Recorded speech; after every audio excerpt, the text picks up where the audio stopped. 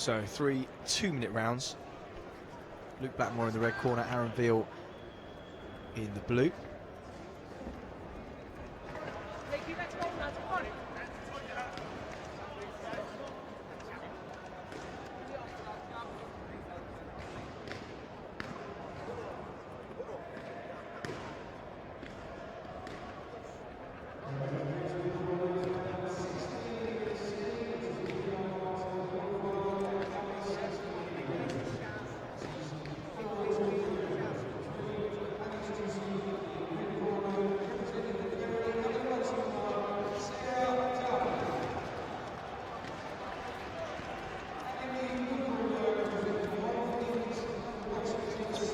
Slight hold up here.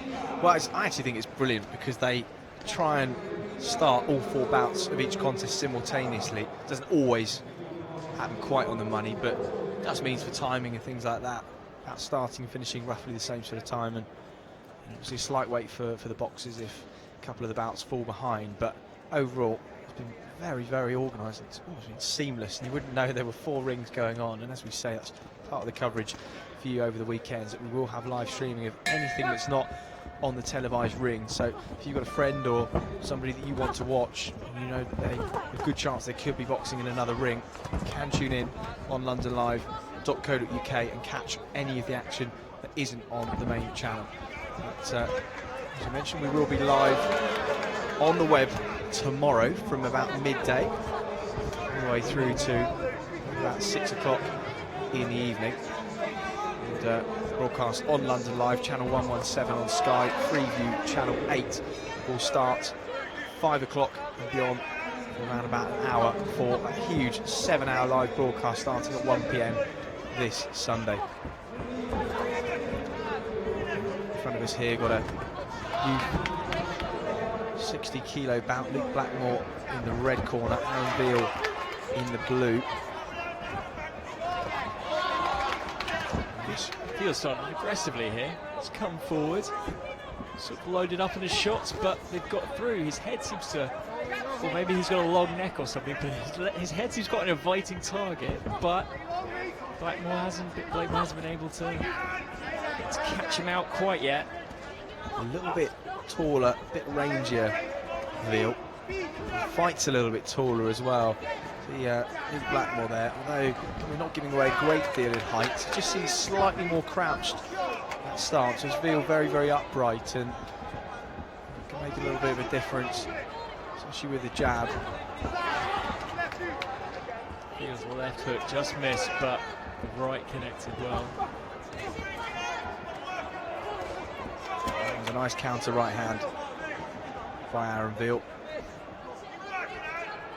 It's good so when he's caught to the chin, his instinct is just to throw back with his right.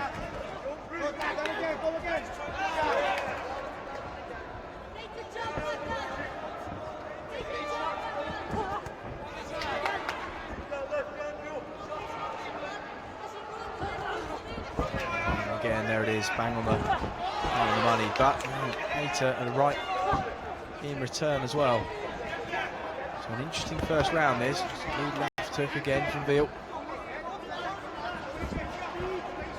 Planted that shot quite well. And Blakemore looks nice and relaxed in there though. So moving off to his left hand side, resetting. Keep Veal off balance. Shifting into range, pausing momentarily, then pulling his feet back out of range again. Jab to the body, then a right over the top. Good spell this from Blakemore.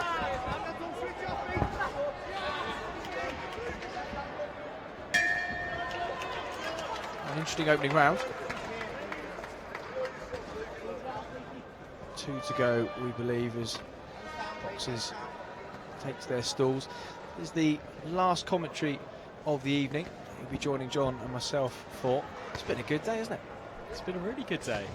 It's some quality. You know, we've seen, well, certainly in this ring, we've seen, you know, some boxers you might not otherwise have watched, you know, from youth categories like this, less experience, but I'm looking forward to seeing, you know, the elite being pitted against one another. And of course, all the results will be decided. won't have a commentary team for the next 3 or 4 hours, but if you follow the action, you will hear the results announced and see the boxes on your screen, so it won't be completely devoid of information. I'm sure some of you will be relieved to not have the ramblings of madmen over the top of all the bouts, but we hope you have enjoyed it, and we thank you for your company this evening. It's been a lot of fun, and it's only a third of the way through. 2 action-packed days, tomorrow and Sunday, and you can have it all here, exclusive and live on London Live.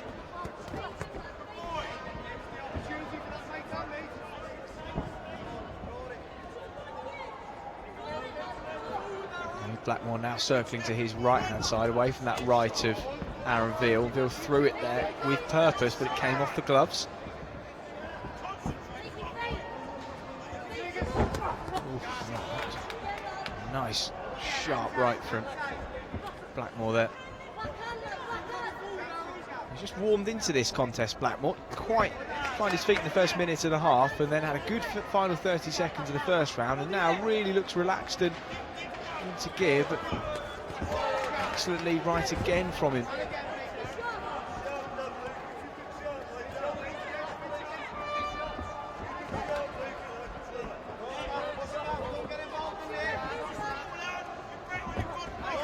And Aaron Veal there just walks forward on instruction from his corner man, walks straight into a jab.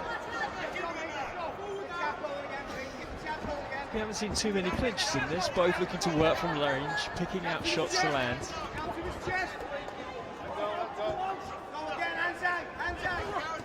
Sort of a thoughtful bout, if not a blood and thunder bout. Absolutely, and a good example of the textbook sort of boxing. If you're teaching a young amateur, this is what you want to be showing them. Say, nice, thoughtful, working behind the jab. Nice counter right over the jab from both boxers, and keeping things at range. Work as an excellent sort of exhibition skills about this, educationally. Hard one to score. It's a nice right hand again from Blakemore there. Aaron Veal was having a lot of success in the opening minute and a half, and just struggled. He's lost his timing and his range here. That's perhaps largely part to Luke Blakemore certainly finding his feet. Moving well from side to side just there. Ducks under an incoming attack. Just doesn't really allow Veal much time to settle. So it gets within range and then, like you say, moves laterally, making his man have to reset. Oh, there's a nice counter left hook followed by the right hand there from Veal. So he's still in this. Double jab from Veal, better. Last 20 seconds from the man in blue.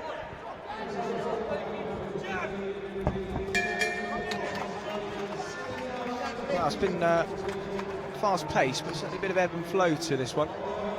I'd say a hard contest to call. You know, really momentum sort of switch from one to the other.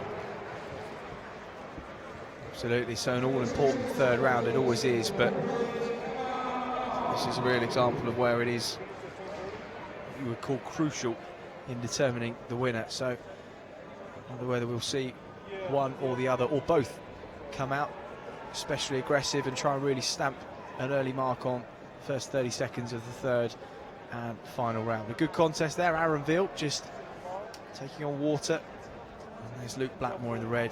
He's just receiving instructions from his corner man. Must be hard to know how to play it in a close bout like this. If you think you're level, does it mean you go for it and push for it in the last round, take risks to make sure you win it? Because if you take those risks and make a mistake, if your opponent is more composed and takes advantage of that, then suddenly you can find the last round slip away from you. Not that I'm suggesting what the right answer is here. No, but you've teed up the conundrum that I think both of these boxers are facing. You've teed it up very well, so the next 2 minutes will tell all. Blakemore just circling to his left-hand side. Veal looks like he's going to try and press the action.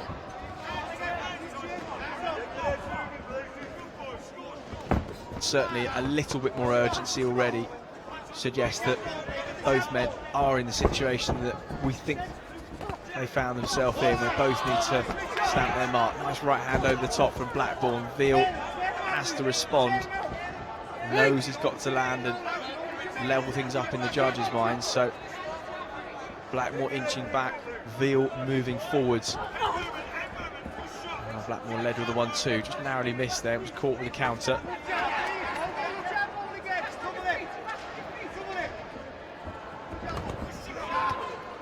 Timed that left hook well, Veal.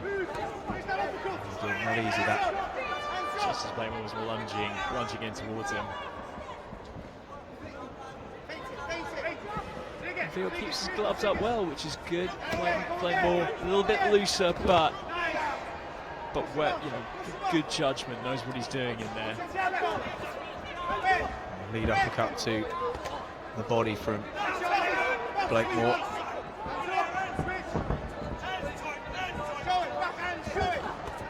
And again, just lunging in with those low hands, was caught with a counter from Veal. There's certainly two men who, whichever one progressed, would have conserved a great deal of energy going into the semi-final. Not the frantic pace we've seen some of the contests this afternoon, and two men who've boxed some rounds and both look fit to go to the semi-finals, and I think won't wake up feeling too fatigued tomorrow either way. That's true. There is a style to tournament boxing. It is pure boxing, hitting and not being hit. Obviously, that's how you win in itself. It also keeps you well preserved for the later stage of the tournament. That's what Cuban boxers do so well, why they won so many international World Olympic medals, because it's that age-old fact, you've got to hit without being hit. Yeah, I'm thinking about the rounds in the long-term tournament as well as the individual contests, yeah. So as a crowd pleaser, as a professional, you can afford to be a crowd pleaser. You want to go forward and get stuck in, maybe take a shot to land one. But so often in an international tournament, you can't really afford to get away with that. Talking there, and Blackmore's landing a terrific straight right. Just flick the head from left to right of Aaron Veal, and Blakemore loose and flowing in that third and final round. And has he done enough? Kirk, the ABC man, as Veal moves back to his corner. It's probably a bit flashier, Blakemore. Look more relaxed, maybe. I mean, it is interesting, isn't it? Because the boxers that stick out in your mind as the crowd pleasers and the ones to watch, you think of like Andrew Selby, you think of Prince Nassim Hamed, or you think of Chris Eubank. That sort of loose style where it's a little bit more panache and a bit flashy. The hands are low, but it almost makes it a bit more to evade shots because you can actually see everything that's in front of you. The hands aren't sort of covering your vision, and not necessarily the textbook style that in Britain we like to teach our boxers, but some of the most successful have adopted that style. So it's an interesting argument, isn't it?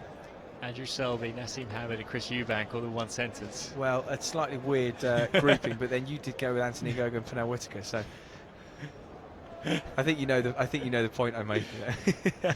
No, you're right. You're right. I'm not comparing successes. I'm just thinking styles across, you know, a wide variety of international and domestic levels, and you know, people that sort of walk in, hands low, lots of head movement.